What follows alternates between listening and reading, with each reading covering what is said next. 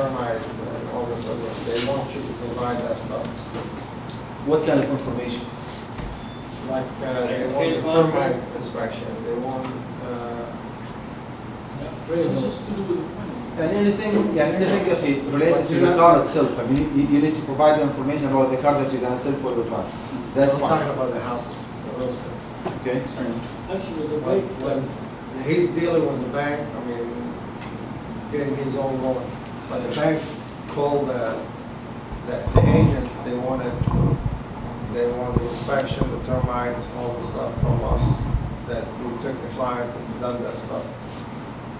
Okay, so are we involved with the bank, or are we just providing the service with whatever extra paper that is supposed to be? So who's the one who initiated the communication with the bank for mortgage? The client himself. Well, if the bank or the mortgage company gets back to you with some technical information, data, history about the house, I mean, you can provide. Right. Distance forex, we have until this.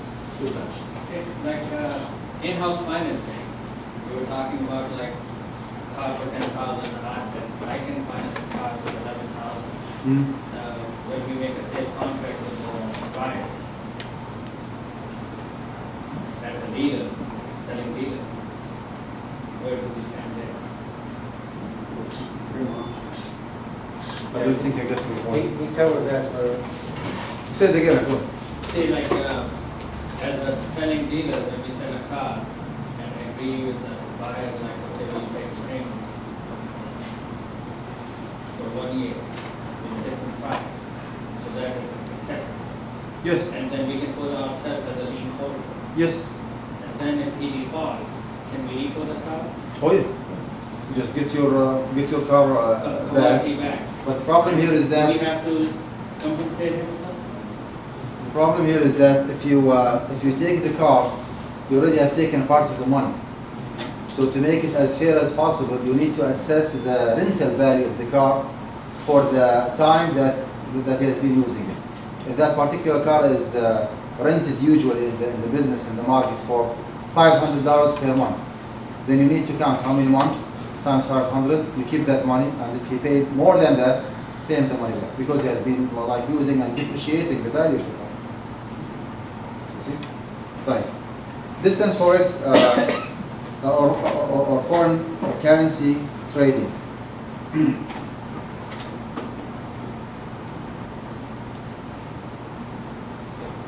If you do an online or foreign currency distance forex nowadays, there is no physical mutual submission according to the hadith of the Prophet ﷺ that we have mentioned yesterday and today. الذهب بالذهب والفضة بالفضة إلى آخره مثلا بمثل يدا بيدها أو ها. So when you exchange gold for gold or gold for silver, there must be a mutual submission. Well, there is I would say, a virtual gathering between you, okay, one of the contracting parties, and the other one who is residing in Australia or UK or different, part of the world. As long as you are communicating online, you are in a virtual, not a physical gathering. But because of the long distance between the two, it is really impossible for the money to be wired on the spot. I mean, you send him the money, you receive your money. In many cases, a third party has to get involved. I mean, you cannot do a currency exchange online between you and the other client, especially on a business level, not on an individual level. So there is a commissioner or a third party, okay, or mediator, which is usually a bank or a financial institute that takes your money and takes his money and then do the exchange for a certain service fees. So practically, if you want to go, not practically, ideally speaking, if you want to go with this business and try to check whether or not there is a mutual submission, well, there is no mutual submission. But in reality, there is a mutual submission, because wiring the money from Australia to the US through a third party might take 2 to 3 to 4 business days. So as long as there is no intentional delay, in this transaction, I would say it is permissible. Because during the lifetime of the Prophet ﷺ, he was talking about people sitting on face-to-face basis on the same table, just doing business and going back home. It's not the case anymore. You see? So again, as long as there is no intentional deferment or delay in wiring the money from to the two contracting parties, the transaction is still permissible. Membership fees that you pay, for example, for Sam's Club. It gives you like free access to the club, as they say, to join the club. Doesn't have anything to do with riba. There is no riba involved. It's just a kind of service fees. In order for you to enjoy the discount, the discounted rate that they charge in comparison to Walmart, for example, you need to be a member of that club. And for the membership, they charge you fees. So there is nothing, called riba in this transaction. Even if you are benefiting, even if you are getting some discount. Okay? Sometimes, if you have a business, for example, and you always go shopping with Sam's Club, if you reach to a certain amount of money per year, there is a incentive. They pay you back, counts, points, whatever. That's again has nothing to do with riba. It's a kind of commercial. Student loans in the US have two different kinds: subsidized loan and unsubsidized loan. Subsidized one is the one that is given based on need, and it has a grace period during your study in the college, or your kids study in the college. They do not have to pay interest on it, and the federal government is the responsible party for paying the interest, okay, on behalf of the student, on behalf of the student. With this in mind, the subsidized loan is an interest-free loan. However, it has a void condition that in case of default after the grace period, you will be responsible for paying interest from the day in which the loan has been issued or given to you. So it's like using the credit card. It's exactly like using the credit card. What is the status of the subsidized loan versus the unsubsidized one? Unsubsidized one is the one that is given upon request. You apply for it, you get it. It is an interest-bearing loan from day one. We discussed this issue. We took our time in the annual convention of AMJA, and we found out that the needs of the Muslim community here in the US varies. Sometimes you have an alternative substitute. Sometimes you do not have any alternative. Now, when it comes to pursuing a degree, going to college, going to school, what if the student could not have enough money? We said that he or she has to go with the following options in order. Number one, you go with the study work. You apply for financial aid. You apply for a scholarship. Do not jump to student loan. And subhanAllah, it's really unfortunate to say that millions of dollars are returned unclaimed to the federal government on an annual basis, because our kids are so lazy. They do not even bother spending some time Googling or just looking for different scholarship opportunities. To that extent. Borrowing with interest for many of us, Muslims even, became like a kind of lifestyle. Everybody borrowed this, so we just do the same. So the fiqh here, the rule is that Muslim students have to go with the permissible available options: work study, financial aid, scholarship. If all the above are not available or not enough, then he or she can go with subsidized loan. Subsidized loan, again, it is a grant based on financial need. It has a grace period. After you graduate from school, you have 6 months to pay off the loan in full, which is close to impossible to pay it in full. If you pay in full, then there will be no consequences. If you defaulted, then there will be interest. So you can go with this option. When it comes to unsubsidized loan actually is the last resort, is the last solution. Now, is it permissible for a Muslim student to take unsubsidized loan for studying purposes? Before you say yes or no, look at this definition of a darura. Long time ago, we have heard from our mashayikh in the university that the darura is بلوغ الإنسان حدا إن لم يتناول الممنوع هلك أو قار. It is reaching a situation in which refraining from eating what is prohibited might ruin one's life or most likely causes to. So it's a life for this situation. Now, we found out that there are some other definitions of الضرورة that is really a genuine and sound, and makes a lot of sense. And most important, it is supported by the Sunnah of the Prophet ﷺ. And this definition that I doubt myself is that الضرورة ما يلحق المكلف ضرر بتركه. Necessity is what lacking it causes harm and has no substitute. It has no alternative. While al-haja, the need, which is less important or less, needed than the ضرورة, okay? الحاجة قالوا ما يلحق المكلف ضرر بتركه. What lacking it causes harm and it does have alternative. I'll give you an example. Is buying a house, for example, necessity or just a need? It's a need. Why? Because the alternative is there. I mean, you can rent a house. Okay. Now, is pursuing degrees, holding degrees, medical degree, PhD, masters, I mean, any kind of degree, is it a legitimate need for Muslims in the U.S.? Yes. We need to be an educated community, right? So that's a need. Now, if this need could not be achieved, just imagine that someone ran out of all these options. Okay, work study is not working, financial aid is not enough, what do you call it? Scholarship is not enough, subsidized loan is not enough.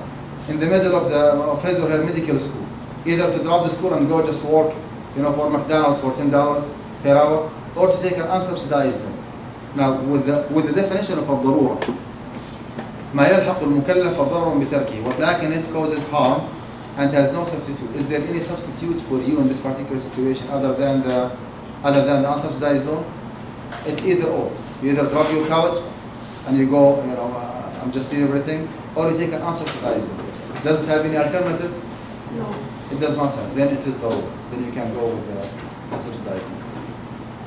You can go with unsubsidized loan. And actually, this is like a fatwa has been issued by our Fiqh Council after a long debate. It was almost a fight. But alhamdulillah, we ended up when we voted, the vast majority, except maybe 2 or 3 out of 45, scholars from all over the world. This is yes. This is a very legitimate fatwa. If this is the only solution for a student to pursue his or her degree, this is the only solution. He ran out of options except for unsubsidized, then he can go for it because this is a kind of ضرورة based on this definition that there is no alternative. If there is a substitute or alternative, then it's not a ضرورة. So taking unsubsidized student loan is permissible. This is the actual fatwa posted in our website in online.org. This presentation actually is a part of a course that we teach in Usury University called the Transaction 2, I think. So you might consider Usury University for your Islamic education, either for yourself or for your friends or for your kids. Go to our website, usuryuniversity.org, and check the information there. You might give it a try and take some courses. اللهم علمنا ما ينفعنا وانفعنا بما علمتنا وزدنا علما. صلى الله عليه محمد وعلى آله وصحبه. You owe me another 10 minutes, right? Right, totally. Earlier, going back to the financing or helping a client to, for example, get tires. So there are options for us there. They come into the store to have credit for them immediately, but no interest. Like 1 year, no interest. Or 3 months, no interest. Or 6 months, no interest. Who gives this credit? Third party. Yeah, that's fine. This is haram لغيره. Because in case of default, that client has to pay interest. Yeah, if they go over 6 months, then That's correct. And we said that الحرام ولغيره تبيح الحاجة. If there is a need for it, then it's permissible. My question is that we take their information and put it on our computer. That's fine. Just trying to make your life as easy as possible. Are the parents obligated to pay their kids' tuition if their kids are mature, adults, like 18 and above? Now we're talking about student loans. So the student, I mean, he's 18 years old. Is his parents obligated? I mean, they're capable, but they don't want to pay the tuition. Is that, I mean, what's It's your not take a on that? matter. It's not a matter of obligation. أخي الكريم يعني the parents usually doing their best, whatever it takes. Even sometimes they sacrifice a lot for their kids. So by nature, the parents are looking for the best interest of their kids. I cannot even imagine a wealthy, capable parent who's seeing his child in need for his financial support to pursue a degree, and he says no because I'm not obligated in Islam. I didn't come across any case like this. They go extra miles to support them. They deprive themselves sometimes from what they need to make their kids happy. So I mean, is that a way to tell, okay, then we don't have to pay, we're going to get a loan? I mean, then the student, can he get a loan based on that? Because the parent is not paying the tuition. Well, I would say a fiqh council has to decide to what to which level of education parents are obligated to sponsor their kids. Is it to the bachelor degree, to the master's, to the MD, to the PhD? I mean, it has to be adopted by a fiqh council, not by an individual mufti like me. So I would say I have no answer. I don't think the government will allow them to have subsidized loan. You're welcome to take care of it. Yeah, but this question is clear. I mean, can the parents say, well, I'm not going to sponsor you, you go ahead and take a loan. I'm not going to sponsor this.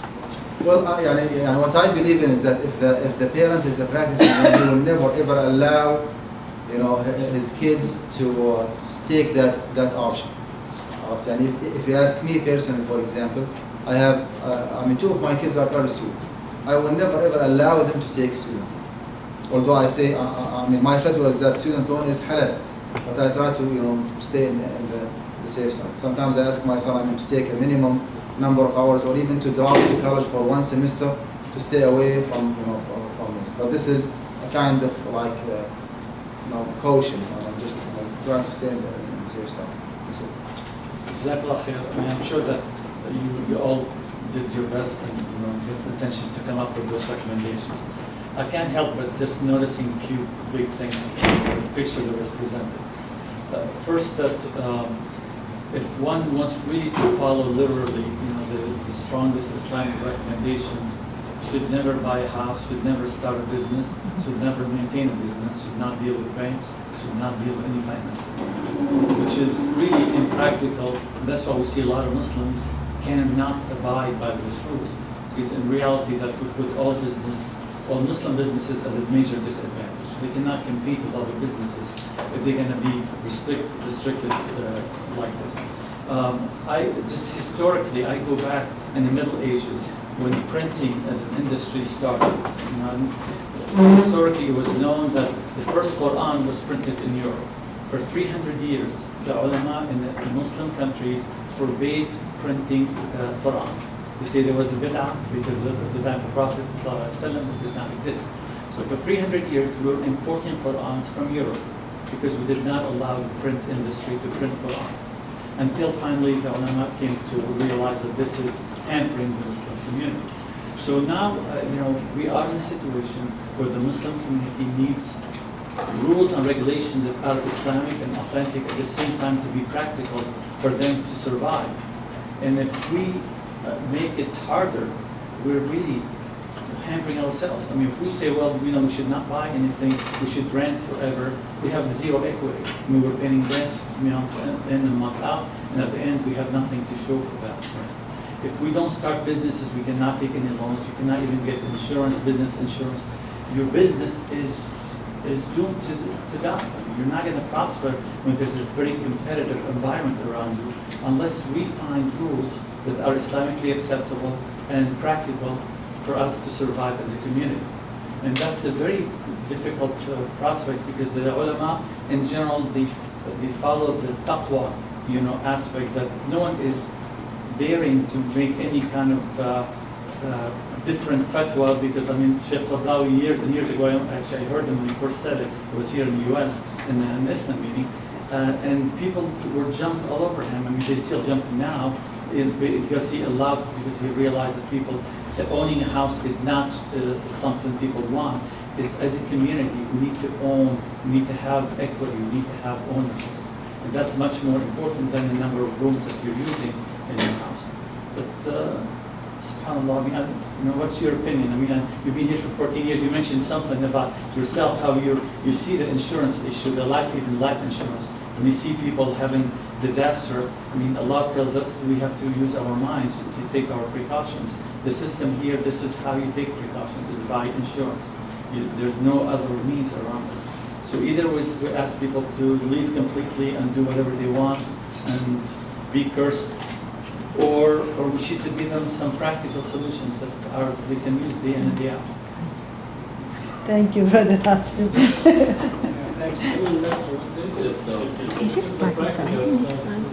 Well, Karim, you are touching my heart. But let's ask this question. And you are a professional person like me. I'm specialized in this area. You are specialized in medicine. When you have something that is agreed upon within your area, and you see otherwise that is more beneficial for your client, do you usually go with your personal opinion, or you abide with the rules that have been well established in the school of medicine? What is your experience? I go by the well-established rules. At the same time, I realize that the rules change. Medicine 50 years ago was completely different than today. If I follow medicine that was practiced 50 years ago, I would be out of business tomorrow. I cannot practice medicine the way it was 50 years ago. Things change and develop with time. We're following some rules that are very correct, and the principles are correct, but the examples are from different society, different time, different location, different circumstances. They didn't have insurance, they didn't have all those issues, they didn't have the risk liability risk that every business takes.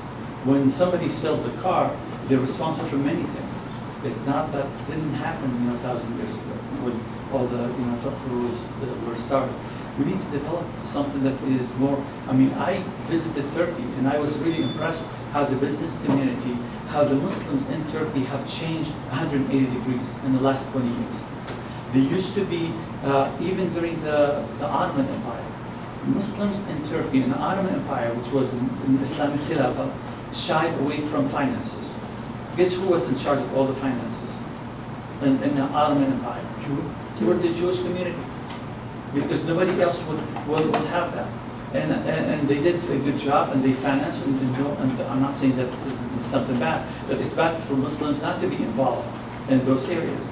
When now, the last 20, 30 years, first the Muslim businessmen in Turkey shied away from all the finances and everything like this. They had no business at all. The last 20, 30 years, they have huge businesses.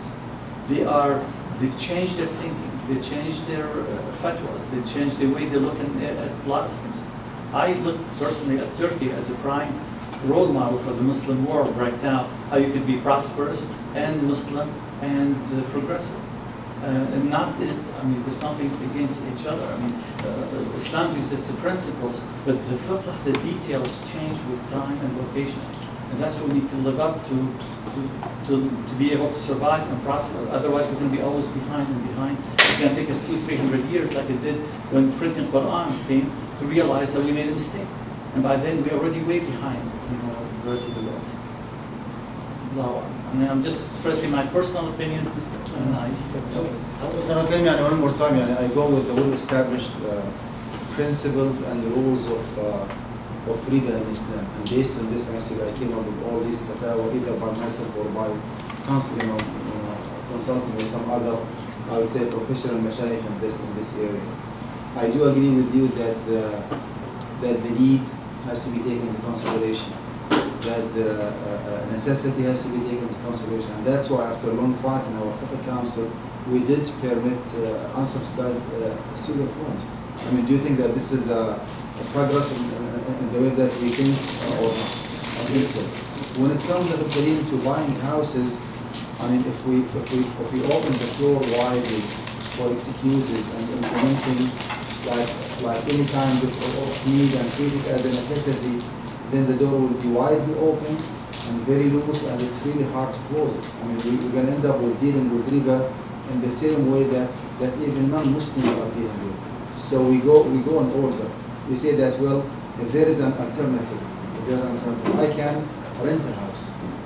At the end of the day, I find a place to live in.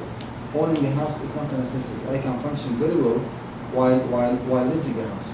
Now, benefit-wise, which one is more beneficial for my kids when I pass away? To have a house, owned by them or not? Well, obviously yes. But is this enough reason, or legitimate reason, to stand against the well-established rules that buying a house with interest is prohibited? You see my point here? Yani, feasibility-wise, you are right. Benefit-wise, you are right. Social gaining for the Muslim community, you are right. But again, sometimes we get stuck with well-established principles of riba have been mentioned in the Quran or the Sunnah. We cannot ignore them. We can look more in depth into the need, okay, and the necessity, and how to find the way. But we cannot, make it like loose. You see my point here? So student loans is fine, but when it comes to like conventional mortgage process to buy houses, until today, wallahi, I would love to buy a house. Believe it or not, I pay $1,850 per month rent. This house, if I want to buy it through a conventional process, I'm going to pay only maybe $1,000. After 20 years, the house will be mine. But at the end of the day, I'm standing explicitly against well-established rules that this is riba, this is haram. So where is the sacrifice here? Where is the straightforwardness? In implementing our deen and just making ourselves like distinct from other people. You see my point here? So it's a kind of balance. When there is a necessity, we compromise. When there is a need, we compromise. To develop a business, that is a need. But to be honest with you, Kareem, sometimes we, as a Muslim community at home, we try to justify our laziness and our carelessness. Have you heard about establishing credit unions? Wallah, it gives the Muslim community a lot of flexibility. You can apply to the murabah and the musharaka and the ijara the way that you want. How comes that the Muslims in the US do not have one well-established credit union to finance for their home finance? This is a kind of laziness and carelessness. We find out that the system here is mortgage. So our main job, or we approach our scholars asking them to find us a way to legitimize what is prohibited. And instead of that, why don't we go with the hard option? How to fight in the legal way? How to fight the system and establish your own financial system within the non-Islamic financial system? You see the challenge here? You see? From practical purposes, and you're from Houston, the Muslim community in Houston, how many percent-wise you think are abiding by the rules that you stated today, out of the Muslim community in Houston? I have no statistics or data, but the number of Muslims practicing does not matter with the reading. وما أكثر الناس ولا حرص المؤمنين. وإن تطع أكثر من في الأرض يضلوك عن سبيل الله. So how much they can abide with these rules? Even among people who go to the masjid all the time. I'm not talking about somebody who doesn't care about Islam. I'm talking about somebody who's practicing Islam. Yeah. It's not easy. Especially when you talk to business people. Alhamdulillah, I'm in a profession, I don't need to deal with that. But ask anyone who has a business not to deal with loans or with insurance, you're killing the business. Really, there's no way for any business to survive. Well, there is a way. There is a way to find somebody else to partner with on an individual basis, and this might create a momentum for Muslims to develop or to upgrade their, the way that they run their business, to establish, companies based on Sharia principles, credit unions for example. But again, the first thing that comes to my mind as a very common Muslim, that when I want to establish a business is to go to a bank and to borrow money. Well, why don't I talk to XYZ brother in my community and just get together, establish partnership on an individual level. On a communal level, why don't we get together and just establish credit union? And that's what we were lacking. That's what we are lacking. Do not expect me as an academician to lead this effort. My job is to throw light on this issue and to increase the level of awareness of the Muslim community. And I ask today the business people, okay, and the practicing Muslim and the activists to think seriously about establishing Islamic financial institutions in the And So the they're beauty just, with it, they can spending start our time. small. I mean, it doesn't have to be huge. That is- A that- small group that's of people correct. get together and try to. We need to start from accomplish somewhere. it. We need to do something, to establish our own identity, and a part of it is to finance for our business stand. جزاك الله خير. It's a very touchy point. Now,